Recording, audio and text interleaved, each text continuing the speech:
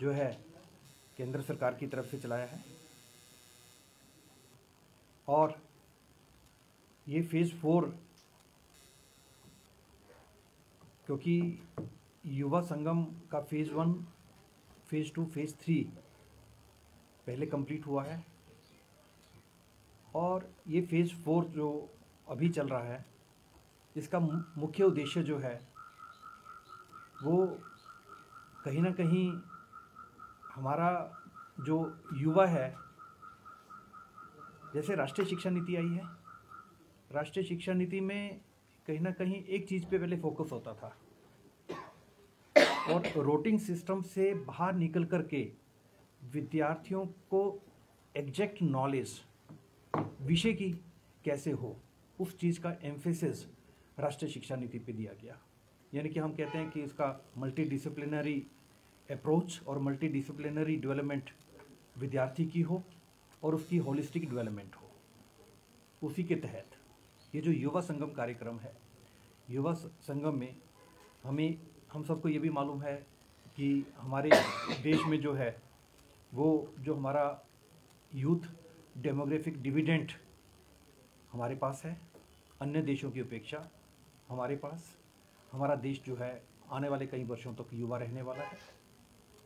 और इसी शक्ति के जरिए जो है हमने विकसित भारत 2047 जो होगा, 2047 में विकसित भारत के रूप में किस तरह का हमारा देश होगा, उस देश का दर्शन जो है हम इसी युवा शक्ति के माध्यम से करने वाले हैं। उसी को लेकर के युवा शक्ति में इस युवा पीढ़ी को एग्जैक्ट ना केवल बुकिश नॉलेज हो, ना केवल थ्योरी की नॉलेज हो। कई बार ऐसा देखा गया है कि विद्यार्थी ज्योग्राफी का है और उसको ज्योग्राफिकल कहीं जो ज्योग्राफिकल बाउंड्रीज़ हैं अपने देश की और देश के बाहर की, उसका ज्ञान नहीं होता है। ये देखा गया है कि विद्यार्थी हिस्ट्री का है और हिस्टोरिकल नॉलेज जो है वो विद्यार्थियों को नहीं होती है। हमारे देश की एक कल्चरल डाइवर्सिटी बहुत ज़्यादा है। उस कल्चरल डाइवर्सिटी को एक धागे में पिरोने के लिए ये तय किया गया है कि विद्यार्थियों का नॉलेज का आदान प्रदान डिफरेंट कल्चरल एस्पेक्ट्स को लेकर के किस तरह से हो। इस बार भी युवा संगम 4 में लगभग 27 स्टेट्स और कुछ यूटीज़, उनको आपस में उनका कल्चरल एक्सचेंज विद्यार्थियों का किस तरह से हो। इसमें डिफरेंट मंत्रालय, वो चाहे शिक्षा मंत्रालय हो, वो चाहे खेल और युवा मंत्रालय हो, वो चाहे ट्रांसपोर्ट का मंत्रालय हो, रेलवे मंत्रालय हो, या अन्य लगभग 8 मंत्रालय आपस में कोऑर्डिनेशन से इस युवा संगम कार्यक्रम को जो है वो एक स्वरूप देने में लगे हुए हैं। मुझे खुशी इस बात की है कि जब पेयरिंग स्टेट्स बन रही थी, क्योंकि 2 स्टेट्स का पेयर बनता है और 2 स्टेट्स का पेयर बन करके वो युवा जो है एक दूसरे की स्टेट्स में जाएंगे, और ऐसा ही इस बार जो निर्णय हुआ है वो हिमाचल का पेयर उड़ीसा के साथ बना है। हिमाचल के विद्यार्थी उड़ीसा में जाएं और उड़ीसा के विद्यार्थी हिमाचल में आएं, इस तरह का और कुछ गतिविधियों का आदान प्रदान हो। इसकी जिम्मेवारी जो है वो जो हिमाचल से हमारे विद्यार्थी जाएंगे और जो उड़ीसा से विद्यार्थी यहाँ पर आएंगे, उस सारे का देखने के लेकर पूरी आइटनरी फाइनल करना और उनका पूरा जो है शेड्यूल तैयार करना, उसकी जिम्मेवारी जो है वो हिमाचल प्रदेश केंद्रीय विश्वविद्यालय को मिली है। हालांकि फेज़ 3 की जिम्मेवारी आईआईटी के पास थी और इस फेज़ 4 की जिम्मेवारी जो है वो केंद्रीय विश्वविद्यालय हिमाचल को मिली है। मैं इसको 2 भागों में डिवाइड करना चाहूँगा। एक तो है कि जब हमारे बच्चे यहाँ से उड़ीसा जाएंगे, और दूसरा जो है भाग वो है जब उड़ीसा के बच्चे हिमाचल में आएंगे। तो हमने ये तय किया कि अभी हिमाचल में जो मौसम जो है वो सर्द है फरवरी को, तो हमने तय किया कि मार्च में उड़ीसा के बच्चे यहाँ पर आएँ और फरवरी में हमारे हिमाचल से बच्चे वहाँ पर जाएं। अब इसका पर्पज़ क्या रहेगा? इसमें जो भी आइटनरी फाइनल होगी, इसमें 5 P's पे आधारित पूरा कार्यक्रम रहेगा। इसमें पहला P जो है वो पर्यटन का है, यानी कि टूरिज़्म का आदान प्रदान रहेगा। और दूसरा P जो है वो परंपरा, ट्रेडिशन। मान लो हमारा हिमाचल है, हमारे हिमाचल की कई बहुत अच्छी ट्रेडिशंस हैं, वो ट्रेडिशंस उन विद्यार्थियों में। एक बात तो मैं क्लियर कर दूं कि ये विद्यार्थी केवल जो 50 विद्यार्थी हम सेलेक्ट करेंगे या 50 विद्यार्थी यहाँ से वहाँ जाएंगे और 50 विद्यार्थी वहाँ से यहाँ पर आएंगे, वो केवल 50 विद्यार्थी नहीं होंगे। वो अपने आप में वहाँ जा कर के, यहाँ से वहाँ जा कर के और वहाँ से यहाँ आकर के अपने आप में जब वापस अपने अपने राज्यों में जाएंगे, वो एक तरह से इंस्टीट्यूशन का काम करेंगे। वो एक विद्यार्थी नहीं, 50 विद्यार्थी जो है आगे उस तरह के कल्चर को वहाँ का विस्तार करेंगे। यानी कि मैं कह सकता हूँ कि आने वाले समय में जो यहाँ पर उड़ीसा के विद्यार्थी आएंगे, उस तरह का उड़ीसा का कल्चर जो यहाँ पर छोड़ करके जाएंगे, उसका प्रचार और विस्तार होगा पूरे हिमाचल प्रदेश में। और उसी तरह से जो हिमाचल प्रदेश के विद्यार्थी वहाँ पर जाएंगे, उसका जो है प्रचार और प्रसार जो है और विस्तार जो है वो हिमाचल कल्चर का आने वाले समय में उड़ीसा में होगा। इसमें मैं कह रहा था कि 5 P's, पहला P जो है वो पर्यटन, टूरिज्म पे फोकस रहेगा। दूसरा P जो है परंपरा, ट्रेडिशन, हिमाचल का ट्रेडिशन और उड़ीसा का ट्रेडिशन का आदान प्रदान आपस में। और तीसरा P जो है वो प्रगति, यानी कि डेवलपमेंट।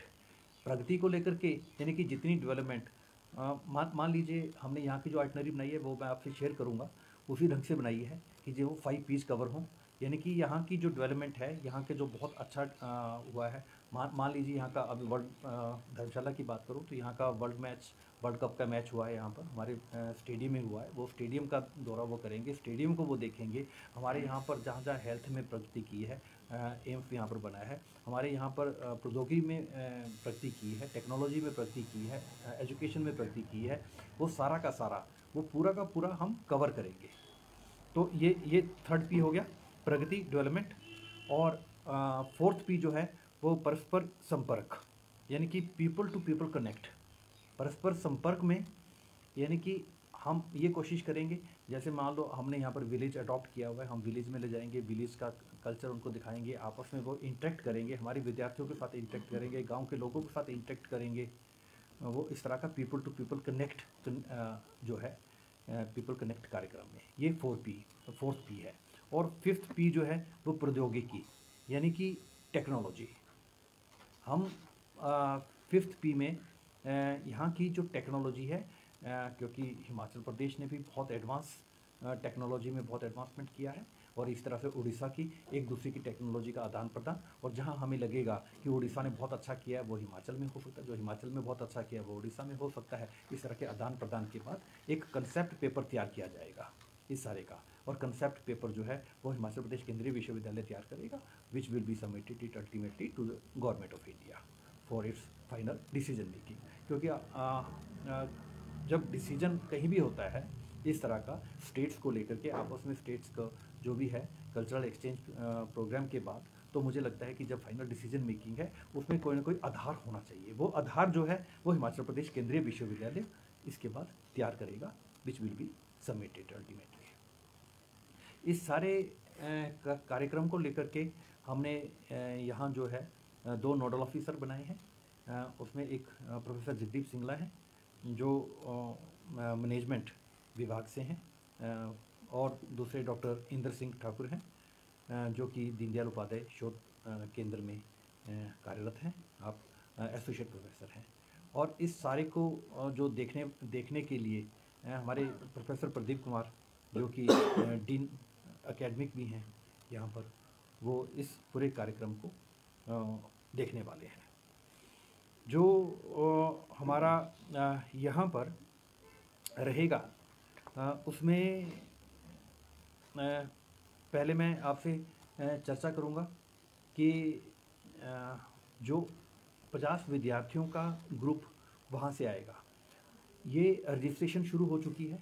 रजिस्ट्रेशन 4 फरवरी को ख़त्म होगी। उसमें जो है रजिस्ट्रेशन होगी और रजिस्ट्रेशन के कई पैरामीटर्स बनाए हैं। रजिस्ट्रेशन के जो पैरामीटर बनाए हैं, चयनित छात्र जो है वो एक ज़िले से नहीं होने चाहिए। यानी कि हम प्रयास ये करेंगे कि जो छात्र हैं वो हर ज़िले से कवर हों और उनका लिंग अनुपात जो है, जो छात्र चयनित होंगे वो चाहे उड़ीसा से हो चाहे यहाँ से हो, वो 50% जो है वो बॉयज़ महिलाएं होनी चाहिए और उसमें 50% जो है वो मेल, ऐसा निर्णय लिया है कि लगभग 50-50% का रेशियो होना चाहिए। और उसमें ये भी किया है कि जैसे मैं बता रहा हूँ कि यहाँ का कल्चर, अब उड़ीसा का जो यहाँ पर विद्यार्थी आएंगे, हम यहाँ पर कोशिश करेंगे, यहाँ से पूरा ऑडिटोरियम बुक होगा। ऑडिटोरियम में हम कल्चरल प्रोग्राम करेंगे। कल्चरल प्रोग्राम में हमारे यहाँ पर हर डिस्ट्रिक्ट वाइज हम यहाँ पर अपना शोकेस करेंगे और इसी तरह से जो विद्यार्थी उड़ीसा से आएंगे, उड़ीसा में भी इस तरह के विद्यार्थी सम्मिलित हों। हम ये भी सुनिश्चित करेंगे कि हमारे यहाँ से भी विद्यार्थी वहाँ पर इस तरह के जाएं जो कि कल्चरल एक्टिविटीज़ में पार्टिसिपेट भी करते हों, इस तरह के हों। और जो कहीं ना कहीं चयनित छात्र हो या छात्रों का प्रतिनिधित्व करते हों, इस तरह की भागीदारी भी सुनिश्चित की जाएगी। और एनएसएस से संबंध रखते हों या पहले ही वो सांस्कृतिक कार्यक्रम में पार्टिसिपेट करते हों या खेलों में पार्टिसिपेट करते हों, या प्रयास ये किया जाएगा कि समाज के हर वर्ग को प्रतिनिधित्व मिले। इस तरह से हम चयनित करते हुए ये ध्यान रखा जाएगा।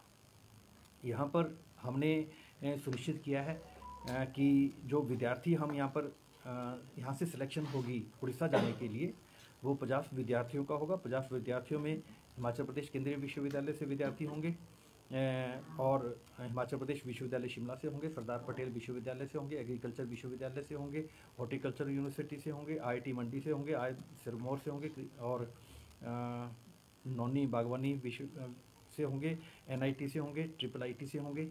यानी कि हमने ये सुनिश्चित किया है कि हम जो है एजुकेशनल इंस्टीट्यूशंस और यहाँ तक कि एम्स जो है बिलासपुर, वहाँ से विद्यार्थियों का चयन होगा।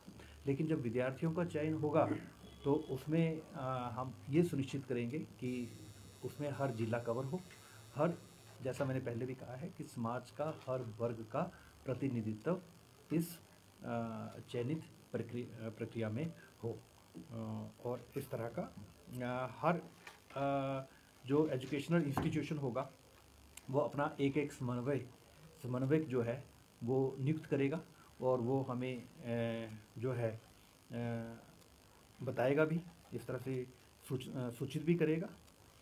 हमारा जो यहाँ से विद्यार्थी हैं वो 21 फरवरी को यहाँ से वो धर्मशाला से उसको यहाँ से प्रस्थान करेगा।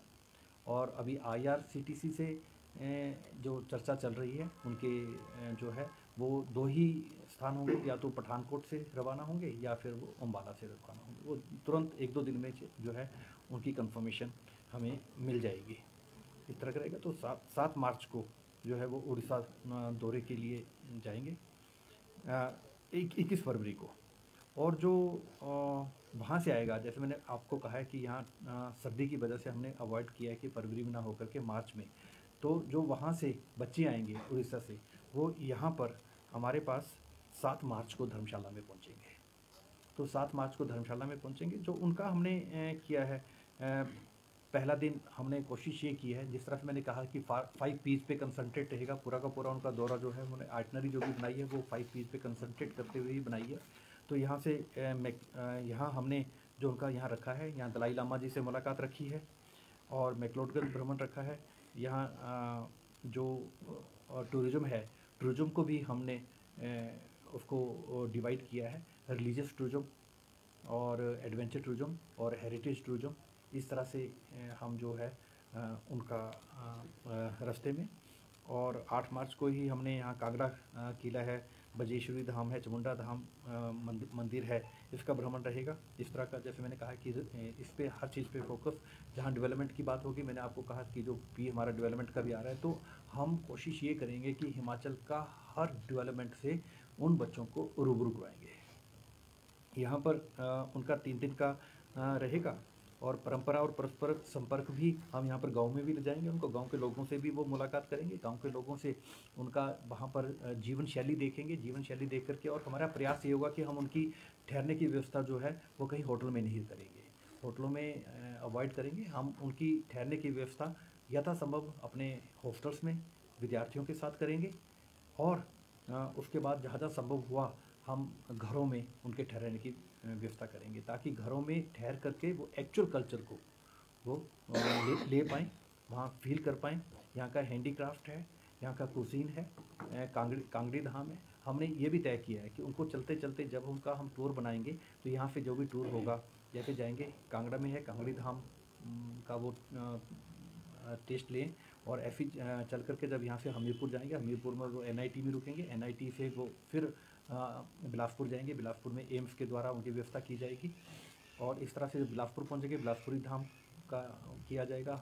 हमीरपुर पहुँचेंगे तो उस तरह का लोकल कुजीन पे हमारा फोकस रहेगा, ताकि उनको, और लोकल हैंडीक्राफ्ट पे उनको ज़्यादा से ज़्यादा लोकल हैंडीक्राफ्ट, और ऐसी जगह उनको हम ले जाएंगे जहाँ से उनको एक्चुअल हिमाचल कल्चर का एसेंस मिले।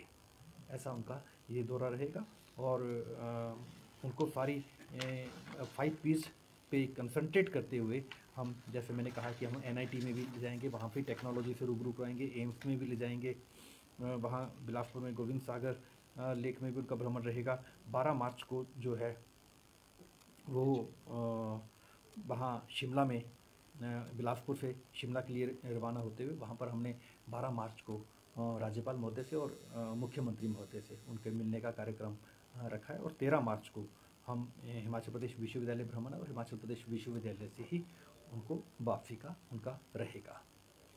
इसी तरह से जो बच्चे हमारे यहाँ से जाएंगे, उसी तरह की आइटनरी, हमारा जो दूसरा इंस्टीट्यूट है, पार्टनर इंस्टीट्यूट, वो जो है आइसर बहरमपुर उड़ीसा का, ये है हमारा आइसर के साथ Indian institute of science education and research. तो ये जो है बहरमपुर उड़ीसा और केंद्रीय विश्वविद्यालय, ये मिल करके आपस में करेंगे, और वहाँ की आइटनरी, उनकी भी मीटिंगें हो चुकी हैं, वहाँ की आइटनरी फाइनल लगभग हो चुकी है। आज शाम तक हमें वो इंटीमेट कर देंगे, और हमारे जो विद्यार्थी है वहाँ जाएंगे। यहाँ के विद्यार्थी जो जाएंगे, यहाँ के विद्यार्थी यहाँ जा कर के, वहाँ पर जा कर के कंसेप्ट पेपर सबमिट करेंगे, और जो हमारे विद्यार्थी वहाँ जाएंगे, यहाँ वापस आकर के कंसेप्ट पेपर वहाँ का जो उन्होंने भ्रमण किया है पूरा 5 से 7 दिन का, और उसके बेस पे कंसेप्ट पेपर यहाँ पर रखेंगे, उसको हम कंबाइन करेंगे, और दोनों का कल्चरल कितना भिन्न है, कितना सिमिलर है, कहाँ गैप्स हैं, कहाँ एक दूसरे को कल्चर को एडॉप्ट करते हुए आगे बढ़ा जा सकता है। इसका पर्पज़ यही है कि एक भारत श्रेष्ठ भारत, इसका नाम ये है। एक भारत श्रेष्ठ भारत के तहत ये सारा का सारा, यानी कि एक भारत की पिक्चर हम पूरी दुनिया को कैसे दिखाएं, यानी कि there is a lot of diversity, even then मैंने कहा कि यहाँ यूनिटी बहुत ज़्यादा है, उस डाइवर्सिटी के होते हुए भी बहुत यूनिटी है, और उस यूनिटी को जो है आज पूरे जो है दुनिया ने उसको माना भी है, उस यूनिटी को, और वही यूनिटी को एक बार दोबारा से एक धागे में पिरो करके पूरी दुनिया के सामने पेश करने का ऐसा केंद्र सरकार का है। उसी तहत ये जो है मैं फिर सौभाग्यशाली समझता हूँ कि केंद्रीय विश्वविद्यालयों को इसकी जिम्मेवारी